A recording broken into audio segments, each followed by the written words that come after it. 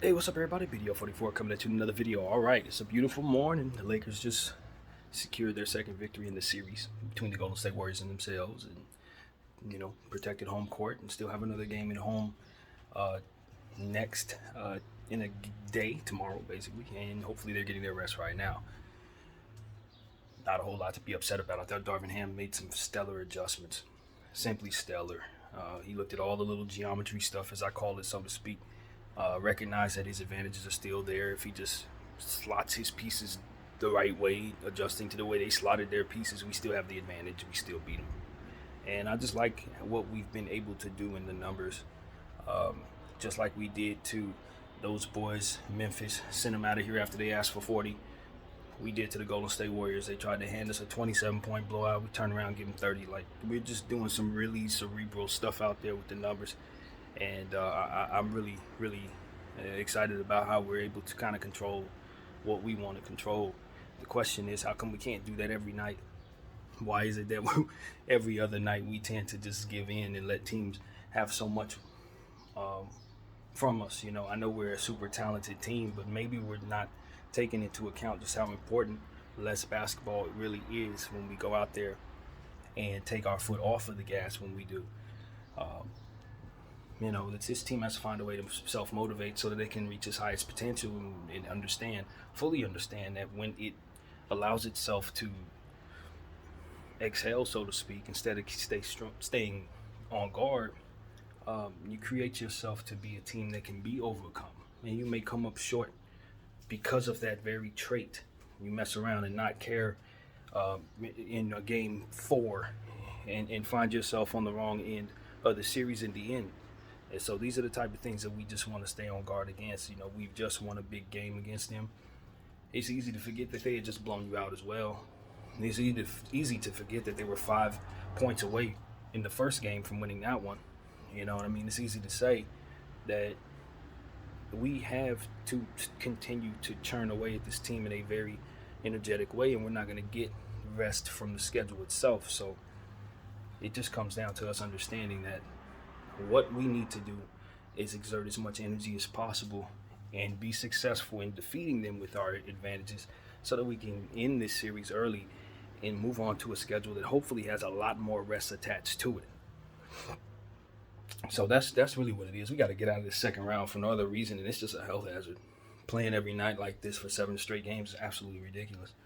Um, and I don't think it bodes well for these two older teams. I just want us to mind ourselves with health, and I love the fact that we've been seeing these blowouts so that we can see extra players on the floor and not have 40-minute superstar, 48-minute superstar numbers and stuff like that on either side. Steph has had his minutes reduced because of this, and so has AD and Bron and all that. So you got to be happy about that if you're both teams.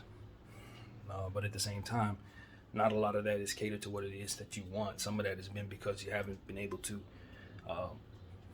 defeat the other team when they make certain adjustments. So you expect that the Golden State Warriors are going to make a massive adjustment just like they did from game 1 to 2. And it could have a really, really positive result on us given the fact that the first one did. So what I'm thinking now is just continuing to believe in the understanding that the things that we did well in game 1 and game 3 are things that we can do well against this team every night, which is defend well, high energy at all times, put ourselves in a position to get to the line because we ultimately are a team that likes to drive. We can rebound the ball better on the defensive side, which we were able to do yesterday. Hit our free throws, which we were able to do as a team for the most part. Really like the efficiency from AD particularly. And just ultimately find ourselves in a situation where we did get the rest that we've already talked about in the second half, where players were able to just simply not have to play because the score was out of whack. So when you look around at what the Lakers are going to do going forward, what you want to see them do is just continue to take what they've learned very seriously. We've made some adjustments in game 3. Let's force the Golden State Warriors to adjust out of those adjustments. Just adjust around those adjustments. Make them prove to us that they can stop what we just did. Let's not overthink things. But at the same time, I don't think it would hurt. Try to incorporate Rui Hachimura into more offensive possessions, because at the end of the day, he's killing it on both sides of the floor, and he is really our most efficient player right now. While we've kind of allowed Austin Reeves to stay in his role and struggle, it's made more sense to me to kind of shift away from him a little bit and go to the hot hand. But when you consider Austin Reeves, I think he broke out of that slump last night, in my opinion. In the second half, he didn't shoot very much to show us that, but I was looking at how the ball fell in the three-point shot, and that's really what it is. He's a highly efficient player, and what it looks like is he's lost his efficiency in the playoffs, which is very unfortunate. But the reality is he's just going up against very, very key defenses, and the intensity is turned up on him in a way that he's never experienced before. This is his first playoffs, and he's going up against some hellacious defenses in these first 2 rounds. So that's the reality of it. But he's an extremely intelligent player. He's not afraid of the moment, and I just think we need to free him up. It's not just about him snapping out of a slump. It's about him having a little bit more freedom to do what he does out there. So another reason why I want us to get out of this round, so he can stop taking the punishment that the Golden State Warriors have been dishing him. And they've been bumping him on every play, twice a play, 3 times a play. They know that wearing him down is key to stopping us, just like wearing Anthony Davis down is key to stopping us. And Draymond Green, we've had conversations about him and the punishment he tries to dish out on purpose, and the league has already suspended him once.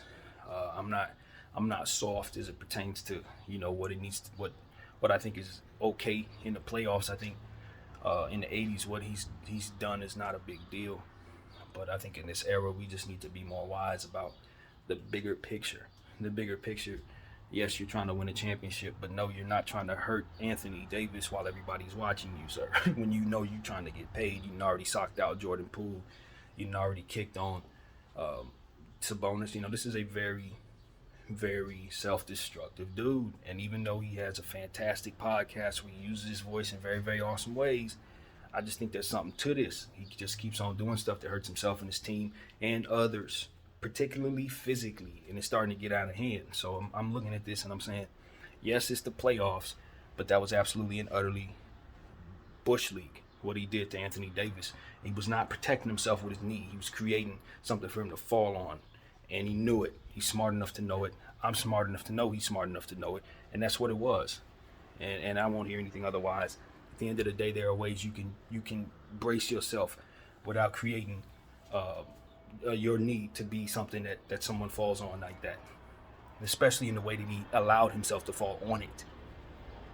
So I know that was deliberate, and I also understand that it's not going to get him very far. It's not going to make him get any taller.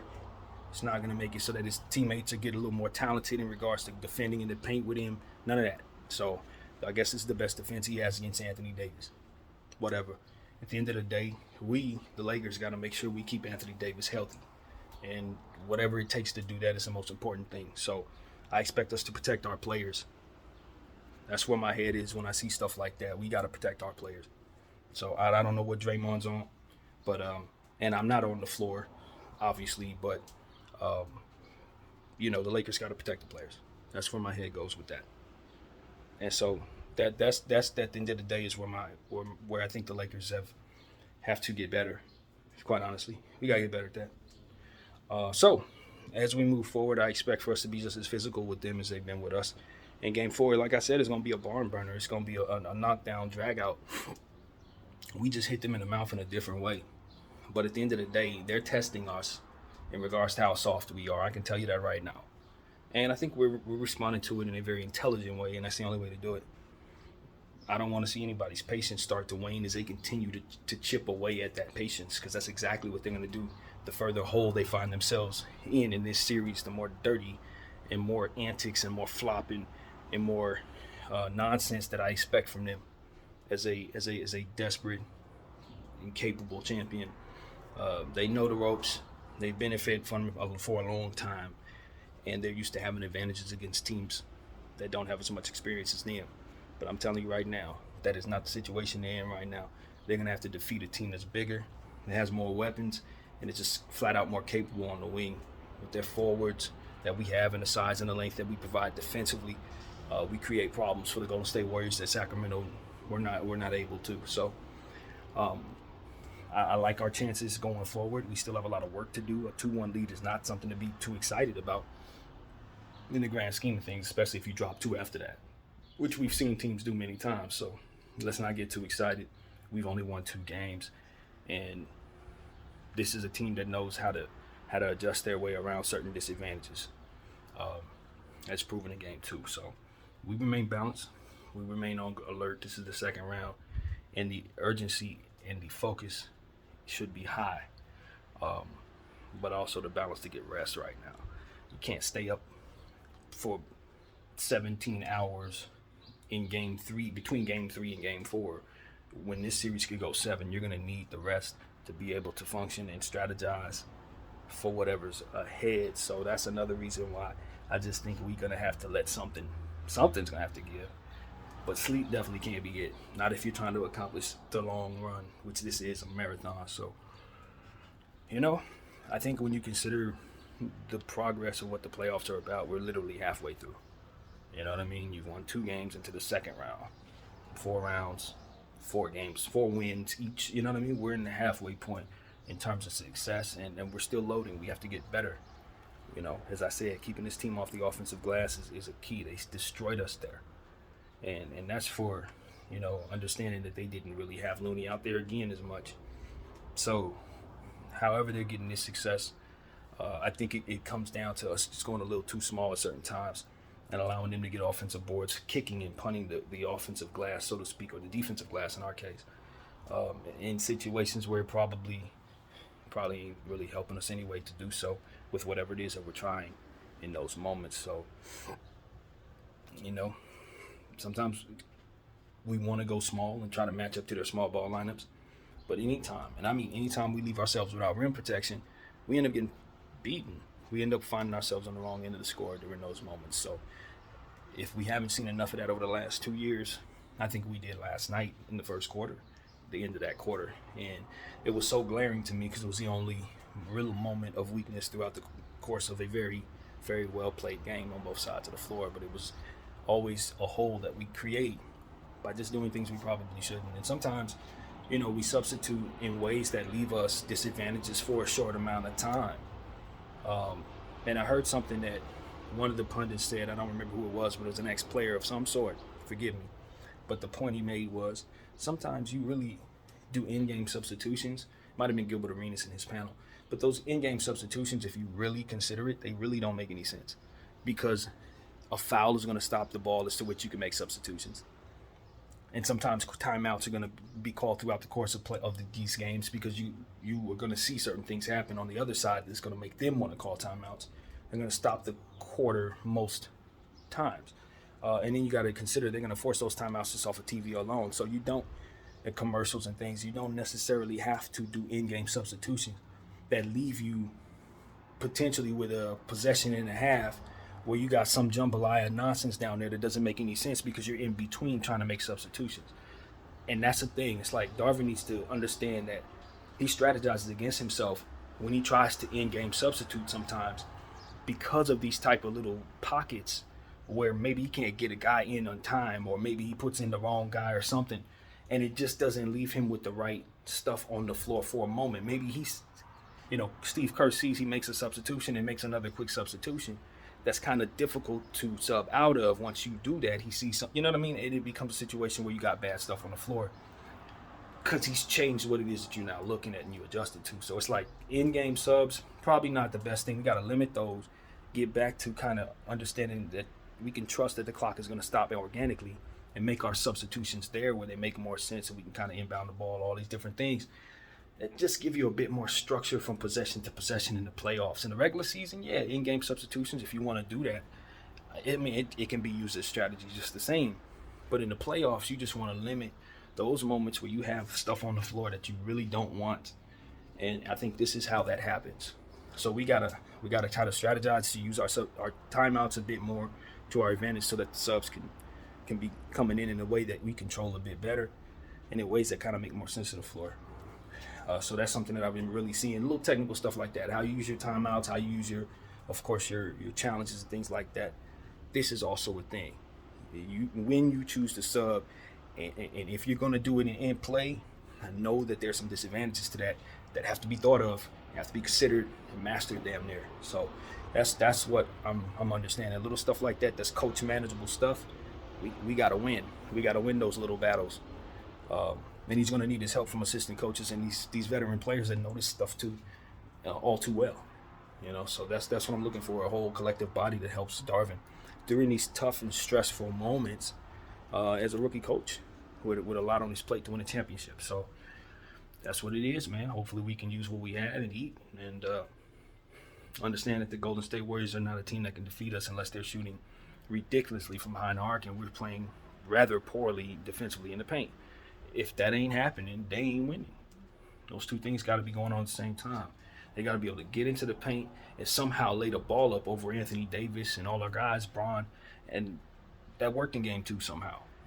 So I'd imagine that's what they're going to try to figure out how to do in game 4 as well. They got to reestablish the paint somehow.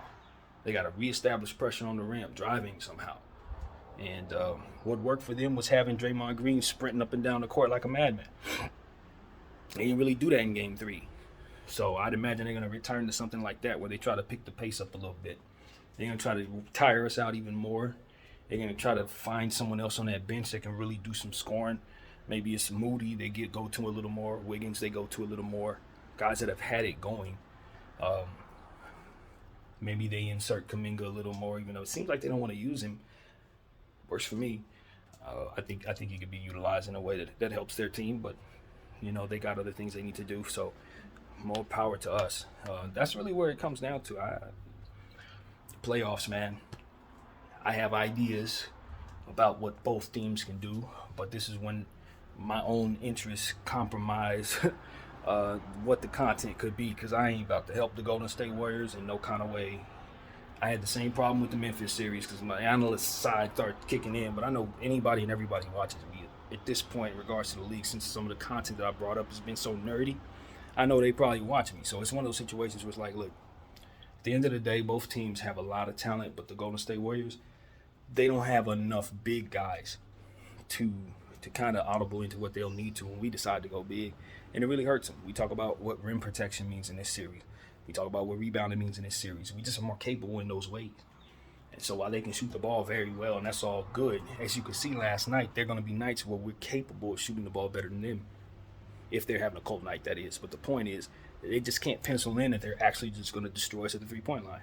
Their very strongest strength. So when you're going up against a team like this, you really don't have a whole lot going for you unless you start getting lucky with injuries. So you start getting lucky with guys losing confidence. You start getting lucky with guys getting cold, or the referees start working in your favor. And they're not having any of that, it seems to me. They're just not. And so, knock on wood, we want to stay healthy. We're thankful. Basketball gods have been kind to us. And when we did things, well, I can't even say that. I was going to say when we do things the right way in this series, we've been okay. But I don't really think that's how we lost game 2. They just made really good adjustments we had never seen.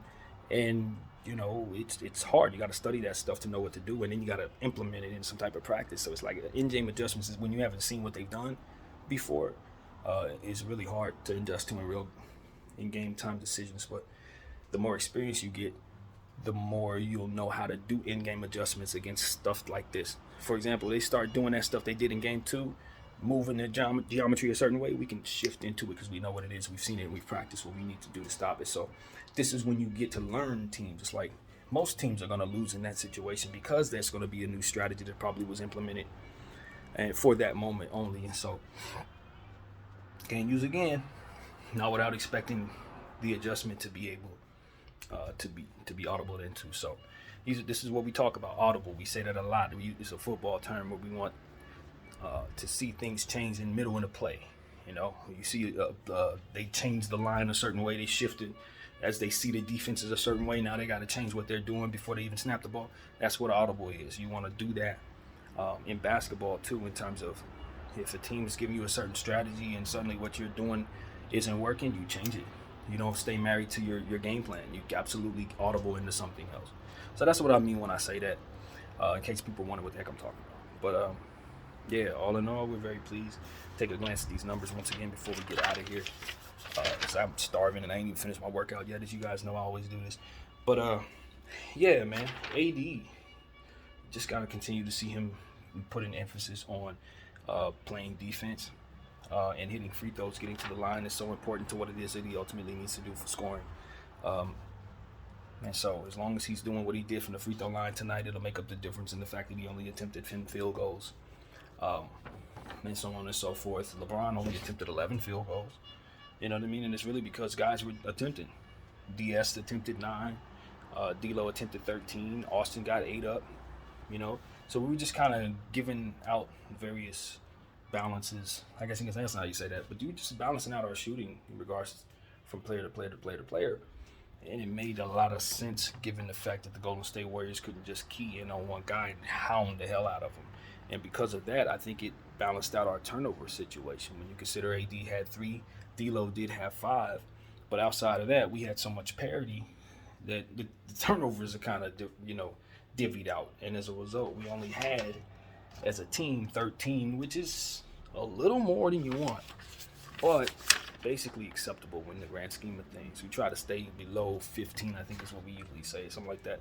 That's when it starts getting really crazy, I think. But if you're going to force turnovers just the same, which is a lot more, 19, 6 more, and then have 27 points off those turnovers, which is really where you won when you consider you won by 30, that's the magic number. But, people are going to say, look at the 28 free throws we hit. That's also the win. You know what I mean? So it's like, either way, that's the point. Even if you take away our free throws, you could see where we did good things and still would have had an opportunity to win this basketball game. So, obviously it would have been much closer, but no, them turnovers really helped a lot. And so the Golden State Warriors got to turn down the turnovers if they want to have any success against us, especially on the road. And that's what I told you guys would happen. In one of the pregame videos, one of them I was talking about Golden State. I said that the turnovers are going to be a lot because this team has a propensity to do so. The Golden State Warriors just be throwing the ball away sometimes at random. And so if we're going to force 10 steals and that kind of thing, they're going to give us enough to make the situation nuts. And that's what happened. They gave us 9 of them. We took 10 of them. And that's where we also, of course, won the game. So Golden State's going to make that adjustment for sure. They're going to make some type of offensive adjustment to ensure that they're turning the ball over less. And we need to continue to try to get those 10 steals again. Continue to use our defensive backup guys that can really do that for us. If you don't use Shaq Harrison, you don't get those steals. If you don't use Lonnie Walker, you don't get those steals. You know what I'm saying? So these are things that we got to consider when we're sitting these guys. What they can do for our team. Take that back. Shaq didn't have any steals, but it was somebody else. Who was it? Lonnie and Austin, AD, DS, Rui. So yeah, that's more accurate. But nevertheless, we love the fact that Shaq had a steal in the previous game, and we know that's one of his strengths to his game. So that's why we named him there. But nevertheless, other guys were contributing to the steals, and the point is you don't get that unless they're all on the floor. So kudos to Coach for scheming a good enough way to adjust us into some garbage time for our team as a whole. 2 games in a row, whether we win or lose, we're getting that rest. And we need it. So a 30-point win couldn't be more needed.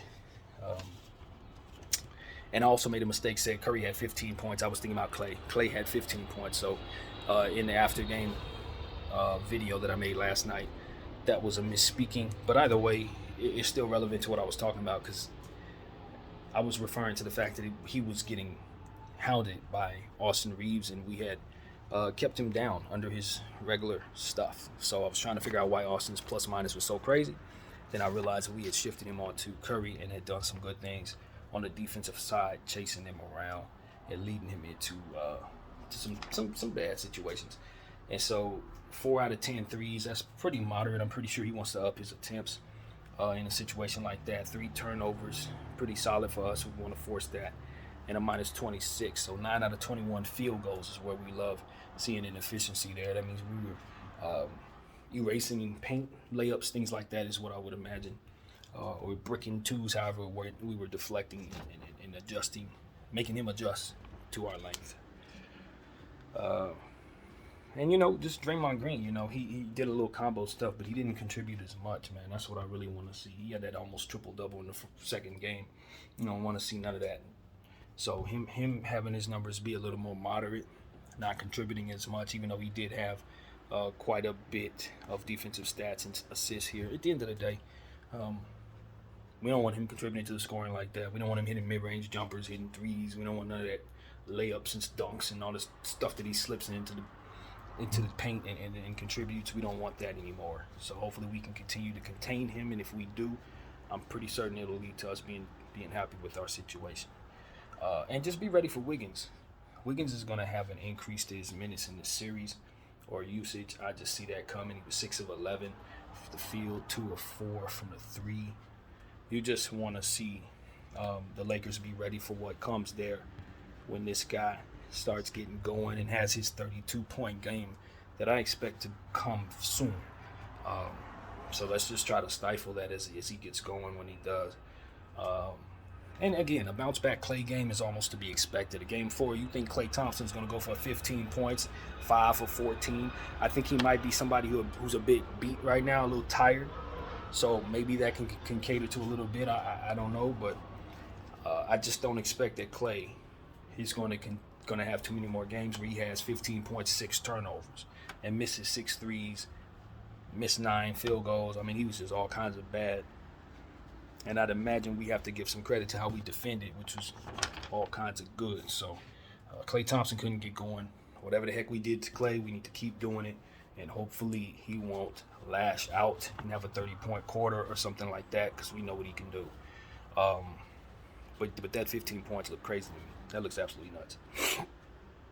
And, yeah, man. So that's really what it is. Jordan Poole, like I said, limited minutes, limited production, 22 minutes. But we got to be careful because he's still contributing in some combo weights. And if they give him real minutes, he'll probably walk out of there with a triple-double the way he's playing, believe it or not. Let's see. So, they're not playing as bad as the numbers would tell you, honestly. They're really not.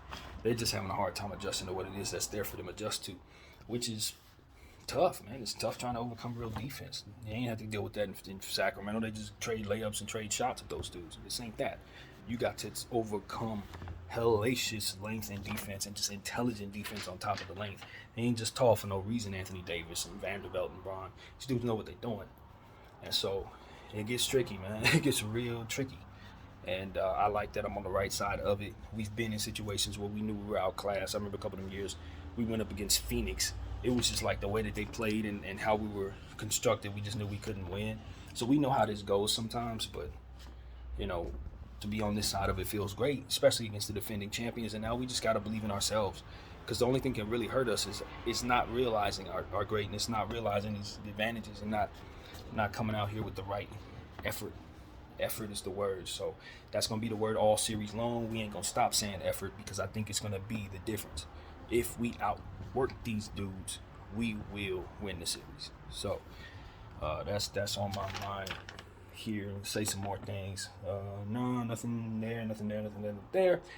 Just offensive rebounds. Keep these guys off these offensive rebounds, please, Anthony Davis. And it really starts with Coach Ham just trusting that it's not something to punt. You know what I mean? Don't punt our rebounding, because it can really, really hurt you in the end, especially if you're not as successful defensively as we were in this game. So, many a time you give up 14 offensive boards and it's going to cater to you losing by 30 points. So let's stay on guard to rebound the ball. And keep them out of our paint. We've talked about this enough, but keep them out of our paint. Continue to get fast break points. 11 of them in this game is fair. We can up it even higher. More transition, more. We got 27 points off 19 turnovers, more. I want to continue to keep our foot on their necks. That's where we win. That's where we score. And you'll notice, if the Lakers do that defensively, it does turn into 127 points. It will turn into 130 points. That's how we score in volume. It's in transition. We're a very unique team. And I don't think any of the teams that are out here are built to destroy us. This team's probably the best bet in the Western Conference left right now. So let's work them over and keep your foot on their necks. As I said, that it's that urgency. Fear them in a way that if you give them any room, they can take it and keep it. So we have that advantage right now. Hold that tight. So that's what I gotta say, man. Go Lakers. Tomorrow the game will be played at 7 o'clock. Crypto.com arenas, 10 p.m. Eastern, 7 Pacific. And we'll have all this normal stuff for you, of course, leading up to that. But for now, I think I've gotten all of this out that I wanted to say about my team. And I'm very, very excited about how they just performed in game 3 with a cautious mindsets for game 4, when I know the adjustments and the big time shooting performances will be in the house. So we got to be just as hellacious defensively, just as intent, keeping them out of our paint, and getting into theirs, and ultimately just understanding that sometimes shots are made, sometimes shots are missed, sometimes you get to the line, sometimes they don't call ish. But at the end of the day, if you take care of your transition defense, if you keep the right size on the floor, you understand what works for you, shot blocking, and you do that, you will beat this team no matter what kind of shots they hit or don't hit, no matter what the calls are or not. You still have those advantages. So that's what I have to say. My name is BDF44. I thank you all for watching.